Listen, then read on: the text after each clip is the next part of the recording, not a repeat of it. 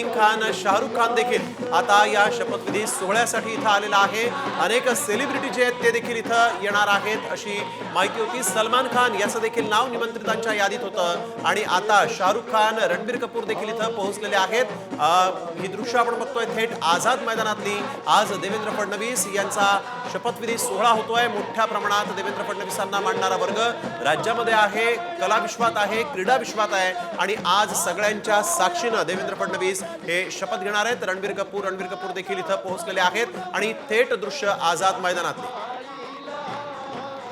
निश्चितच एकंदरीत अतिशय शांत आणि संयमी नेता अशी फडणवीसांची ओळख। मात्र या क्षणाची मोठी बातमी बघूया ती म्हणजे पंतप्रधान नरेंद्र मोदी हे आता मुंबईमध्ये दाखल झालेले आहेत। महायुतीच्या शपथविधीसाठी पंतप्रधान नरेंद्र मोदी हे आता मुंबईमध्ये दाखल झालेले आहेत। अगदी काही वेळातच शपथविधीचा कार्यक्रम ज्या ठिकाणी होतोय अर्थातच आझाद मैदानावरती पंतप्रधान नरेंद्र मोदी यांचं आगमन होईल आणि त्यानंतर हा शपथविधीचा सोहळा सुरू होणार आहे।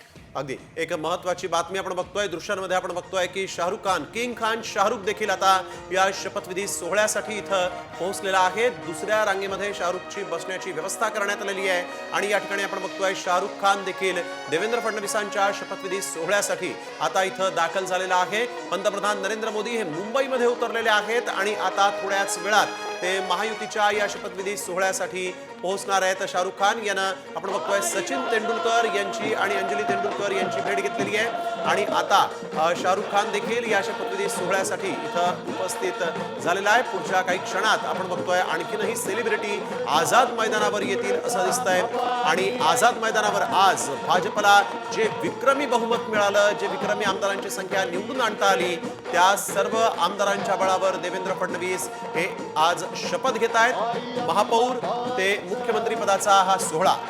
निश्चितच आपण या दृश्यांमध्ये बघतोय रणवीर सिंग सुद्धा या ठिकाणी या शपथविधी सोहळ्यासाठी उपस्थित राहिलेला आहे आणि यावेळेस सर्व या कलाकारांनी एकमेकांच्या गाठीभेटी घेतल्या। मात्र सध्याची